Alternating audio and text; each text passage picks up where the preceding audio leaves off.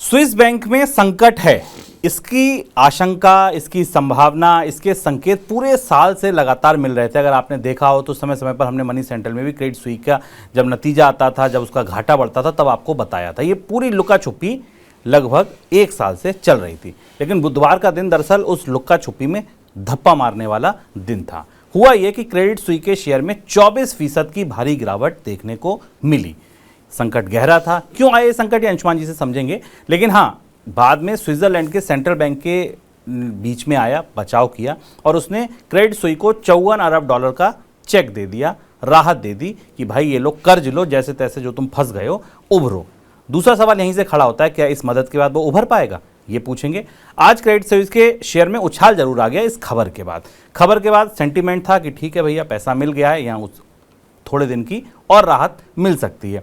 लेकिन पिछले एक साल के दौरान बैंकों को लगातार घाटे का सामना करना पड़ रहा है। उसके लिए कई सारी चुनौतियां सामने आ गई हैं। साल भर में क्रेडिट स्विस का शेयर 75% तक टूट चुका है। क्रेडिट स्विस ने $54 अरब का कर्ज लेने का ऐलान किया है। क्रेडिट स्विस का ताजा संकट की वजह क्या है, यहां से अब हम अपनी बातचीत शुरू करते हैं। सर, पहला सवाल यह कि ताजा संकट, इसकी वजह क्या है?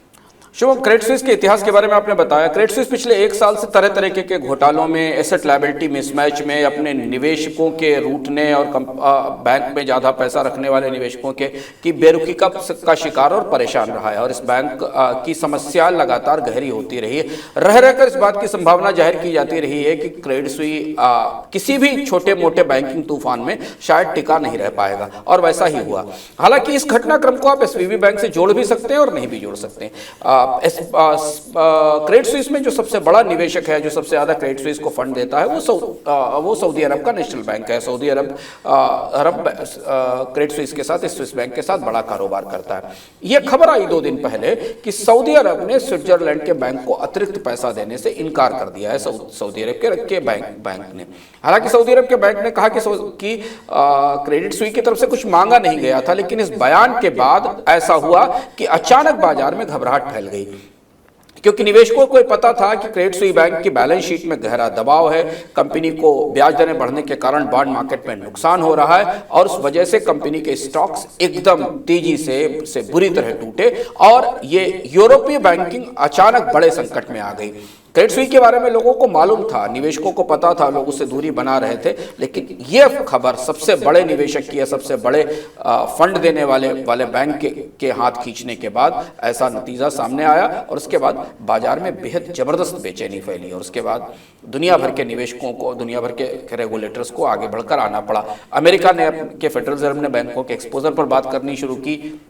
दुनिया के बाकी बैंक जो क्रेडिट स्विस के साथ काम कर रहे थे, उन्होंने अपने रिश्तों की समीक्षा शुरू की। क्रेडिट स्विस के जो क्रेडिट डिफॉल्ट स्वैप हैं, यानी क्रेडिट स्विस के डिफॉल्ट होने के खतरे को हेज करने वाली जो प्रतिभूतियां हैं, उनके प्रीमियम बहुत तेजी से बढ़ गए, और तब से ये बेचैनी आज 2 दिन से ज्यादा होने आ रहे हैं। परिस्थितियां सुधरने का नाम नहीं ले रही हैं। सर, ये जो मदद मिली है क्रेडिट स्विस को, इस मदद से उभर पाएगा बैंक? एक किस्म का ब्लैंक चेक है, और स्विट्जरलैंड के नेशनल बैंक की तरफ से ऐसा काम पहली बार किया गया है। आमतौर पर यूरोप के बैंक के केंद्रीय बैंक अपने प्राइवेट बैंकों को मदद के लिए बेल आउट नहीं देते हैं, इस तरह से सीधे बेल आउट नहीं देते। अमेरिका में जब बहुत बड़ा संकट आया था 2008 में, तब बेल आउट दिया गया था। बाकी देशों में इस तरीके के बेल आउट दिए जाते रहे, और वो बेल आउट भी देने का तरीका कुछ दूसरे बैंकों के जरिए बैंकों को उबारने का होता है। जैसे कि आप देखिए, ब्रिटेन की सरकार के दखल पर HSBC बैंक ने एसवीबी बैंक की यूके की इकाई का अधिग्रहण किया। तो ये जो $54 अरब का ब्लैंक चेक दिया गया है, ये क्रेडिट स्विस बैंक को थोड़े समय के लिए अपने संकट को दूर करने में, बचाए रखने में मदद करेगा। लेकिन ज्यादातर लोग ये मानते हैं, शुभम, और पुराना इतिहास भी बैंकों के संकट का देखें, कि जब बैंक एक बार इस स्थिति में पहुंच जाते हैं कि उन्हें कर्ज लेने, बड़े बैंकों को अपनी साख बचाने के लिए, अपने को डिफॉल्ट होने से रोकने के लिए, अपनी देनदारियां चुकाने के लिए बड़े कर्ज लेने की जरूरत पड़ती है, तो चीजें सुधरती नहीं है। बेयर स्टर्न्स में हमने देखा था 2008 में कि उसने JP मॉर्गन से पैसा लिया, और फिर उसके बाद वो संकट बढ़ता चला गया। इस बात पर निर्भर करेगा क्रेडिट स्विस बैंक का भविष्य, कि बैंक अपना पुनर्गठन कैसे करता है। इसका जो इन्वेस्टमेंट बैंकिंग डिवीजन है क्रेडिट स्विस का, वो गहरे संकट में है, उसे अलग करने की बात चल रही है।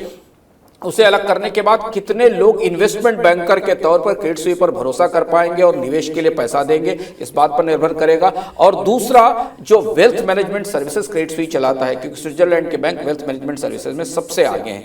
क्रेडिट सुइस का ये मुख्य कारोबार है इन्वेस्टमेंट बैंकिंग और वेल्थ मैनेजमेंट। वेल्थ मैनेजमेंट सेवाएं वो कितनी तेजी से चला पाएगा और दुनिया के कौन से बड़े वेल्थ मैनेजर्स पर भरोसा करेंगे। हमें ध्यान रखना होगा कि ये संकट दुनिया के एक बड़े वेल्थ इन्वेस्टर की तरफ के बयान की वजह से ही आया, जो वेल्थ मैनेजमेंट सर्विसेज के लिए शायद क्रेडिट सुइस का इस्तेमाल करता था। ये दोनों चीजें जब तक नहीं होंगी, ये तात्कालिक तौर पर मदद केवल यूरोपीय बाजार में घबराहट रोकने के लिए तो काम आ सकती है स्विस की, लेकिन क्रेडिट सुइस कितने लंबे समय तक खड़ा रहेगा मौजूदा परिस्थिति में, इसका पुनर्गठन होगा, इसे बदलना पड़ेगा, ये बाद में पता चलेगा। पर बैंक जब ऐसी स्थिति में फंसते हैं तो बड़ी गहरी खरोंचों के बाद ही उभर कर बाहर आ पाते हैं। सर चलिए, खरोचें तो ठीक हैं, लेकिन बैंक नाम होता है भरोसे का, ट्रस्ट का, वो भरोसा दोबारा लौट पाएगा वापस क्रेडिट सुइस में?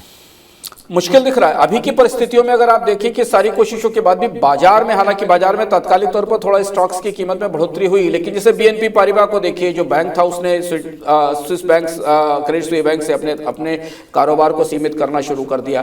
बैंक की बैलेंस शीट सबके सामने खुली हुई है, स्टॉक की कीमत गिर रही है लगातार पिछले 1 साल से, सबको पता है। और अब जब बेल आउट की स्थिति में बैंक पहुंच जाता है, और खासतौर से इतना बड़ा बैंक पहुंच जाता है, तो उसे अपनी साख को वापस लाने में लंबी मेहनत करनी पड़ती है। साल भर से क्रेडिट सुइस बैंक के प्रमोटर्स और उसके डायरेक्टर्स निवेशकों को समझाने की कोशिश कर रहे हैं कि बैंक बेहतर स्थिति में है, लेकिन निवेशकों का भरोसा नहीं बन पा रहा है। दुनिया भर के रेगुलेटर्स की और बैंकर्स की फिंगर्स क्रॉस्ड हैं क्रेडिट सुइस बैंक के भविष्य को लेकर। क्रेडिट सुइस बैंक का लड़खड़ाना ही अपने आप में यूरोप के बैंकिंग उद्योग के लिए बहुत बड़ी घटना है, और अगर ये और गहरे संकट में फंसता है तो फिर ये एक किस्म से बड़ा तूफान होगा, जैसा हो सकता है वैसा तूफान हो जैसा हमने 2008 के बैंकिंग संकट के दौरान देखा था।